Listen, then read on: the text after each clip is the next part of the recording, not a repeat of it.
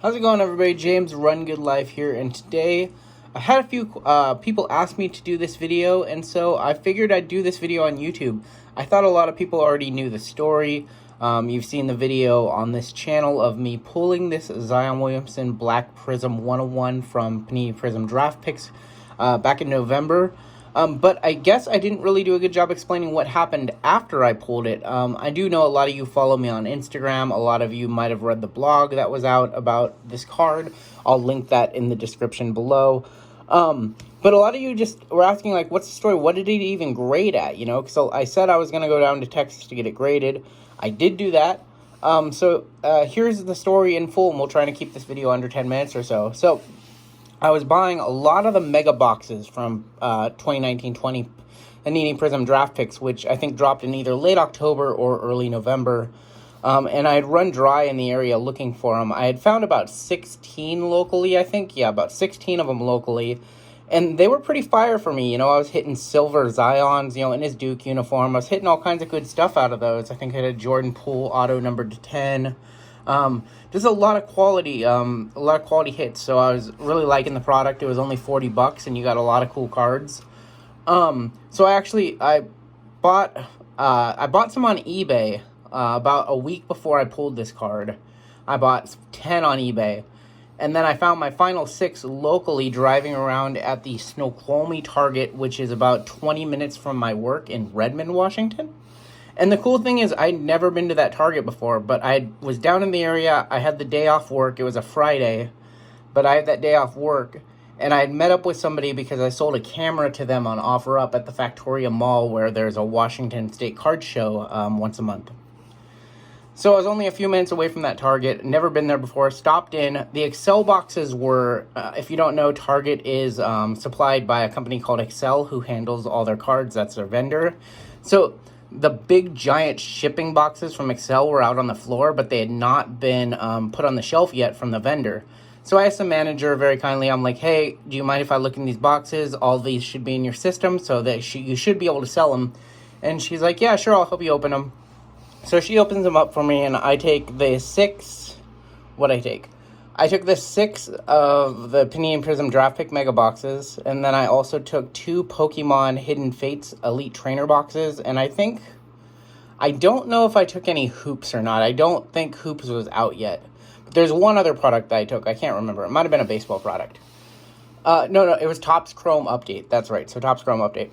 So I take those home, and we were really busy that Friday night, so I didn't even open them. They sat on my floor, actually, until later that night, or until Saturday. Sorry, Saturday. I'm trying to think of my timeline. Yep, Saturday night. So there I am, Saturday night, in this very same position. I'm opening boxes. Final mega box. You know, my 5 had been pretty good up to that point. Hit a couple Zion Silvers, base cards. So I was already pretty happy. Final box, I open, there's 3 packs left, or 2 packs left. I open the pack, I see the card, obviously you guys have seen the video. I put that pack off to the side so the auto was backwards in it. Open the next pack, nothing. Open this pack, Zion 101. I lose my mind, right? Like, you guys have seen the video, so I'm not going to recap that.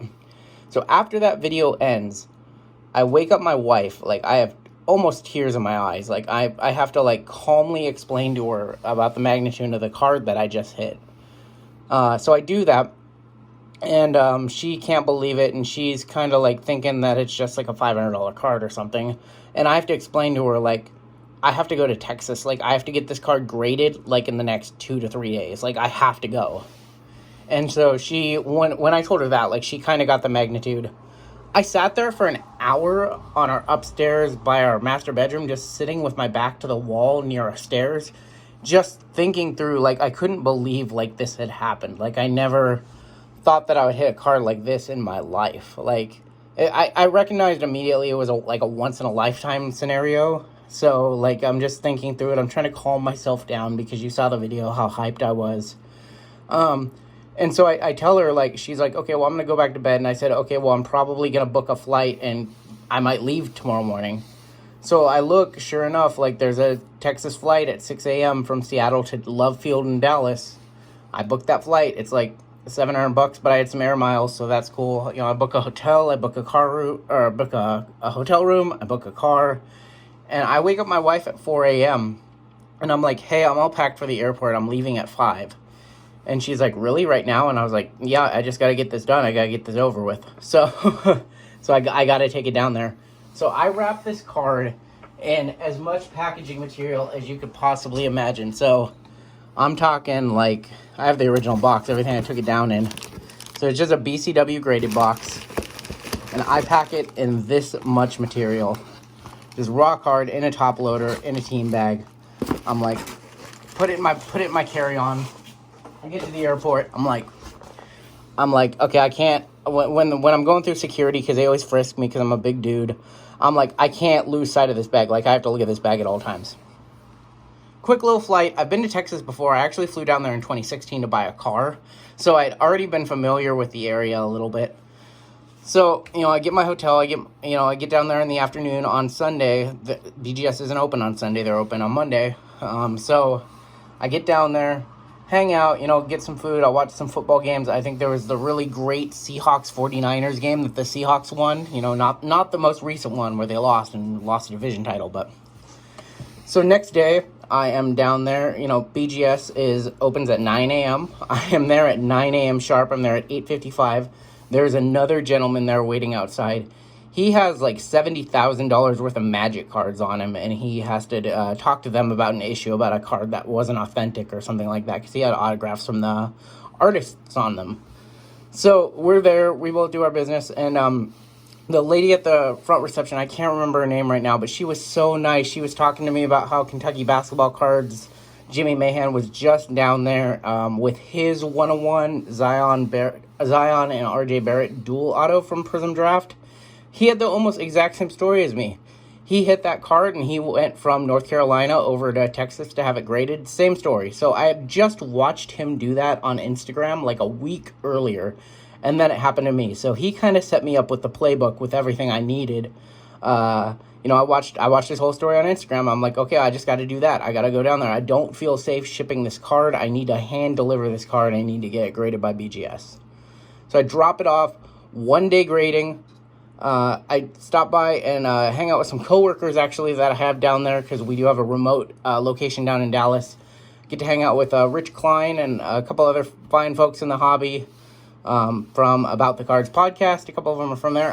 So anyways, I get the email, your card's ready. I look at it, mint 9. I was like, okay, well, 9 or 9.5 is what I was hoping for. 8.5 would have been bad. 10 I didn't think was possible. I had noticed that the centering was a little bit off. And I did notice that the back corners were not minty. So 9, I was happy with it. I go in, I look at the card. I ask to, after I see it and I get it back, it's a 9, centering 9.5, edges 9.5, surface 9.5, but corners 8.5. And that 8.5 reduced the overall grade down to a 9, which, like I said, it's a 101. So for me, I wanted to get it graded because I knew that the intention was going to be to sell it. And I didn't want any question as to the condition of the card once I sold that. So getting it graded to me was really important. And to me, it's the right thing to do. So I asked to speak with a lead grader, and the receptionist, kindly nice enough, goes and calls one, gets one out, which was amazing of her to do. And I'm talking to them, and I'm like, what did you guys see? And he's like, well, all 4 corners look like they have some roller mark, or not roller marks, but he says that the way that it came off the line, like they all had the same consistent wear pattern, basically. And I don't think I'm going to be able to show it to you in the scan or in this video. I'll rotate it just a little bit, but the top right one is apparently of them all. There's no real like white showing. There's a little bit of speck of white like right up there.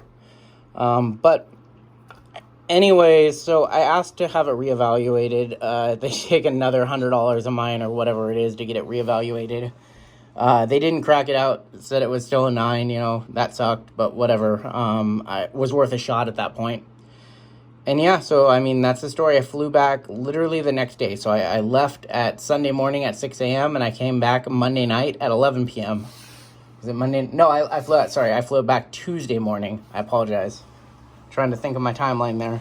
I flew back Tuesday morning and I had the card, and, I've listened to a bunch of offers on it, and nothing that really has come close to what I'm looking for it. A couple offers were close. I have one person that I'm talking to locally about it, but hey, I mean, Zion hasn't played a pro game yet. You know, he played one preseason game, so I'm expecting to get a deal done probably around the time that he debuts or the time that he puts up a monster game. And you know, like I said, I'm not really in this card too much. You know, a trip down to Texas and whatever, a $40 box. You know, I think I bought 6 of them, so $200.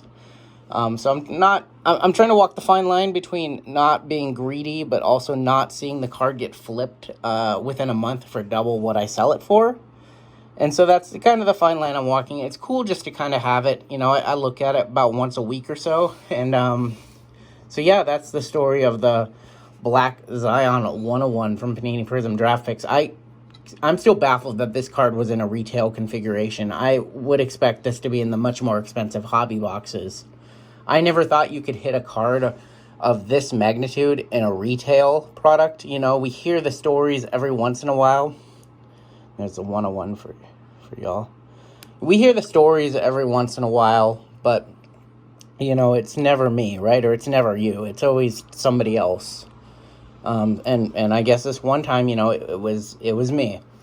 And I'm genuinely, like, blessed by the hit, and I'm genuinely flattered by all the comments I've gotten, all the people saying I deserved it. And all of those comments, those are really just kind of amazing. The support that I've gotten from the YouTube community, from the Instagram community, from basically everybody in the hobby. You know, it's a once-in-a-lifetime pull. I don't think I'll ever hit a card this insane or to this magnitude ever again. I mean, never say never, but, you know, for me, this is...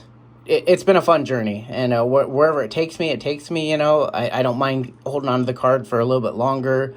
Obviously, I don't really collect Zion. You know, I've chased a lot of Zion this year. That's the fun. I am keeping a few of them, but for me, like, this belongs in either the collection of, like, a Zion superfan or a Pelicans superfan or a Duke, you know, alumni, somebody like that who will appreciate the card more. For me, it's a good story, and I think that there's another chapter, and that's going to be whenever the sale goes down. So yeah, we'll see, and I'll keep you guys updated, you know, if I ever do sell it, or, you know, if anything comes of it, or, you know, I decide maybe I don't want to sell it and I just have a change of heart. But yeah, that's going to do it for this video. I want to thank everybody for tuning in. Thanks for asking me to get this video up. Sorry, I've been a little bit lazy with it. I've had some requests for about the last couple of weeks or so. So yeah, I hope you guys enjoy the story, and that's the Zion 101, and yeah, I got some more break videos coming up, and thanks for all your love, support, your comments. I appreciate it greatly. So until next time, we'll catch you on down the road.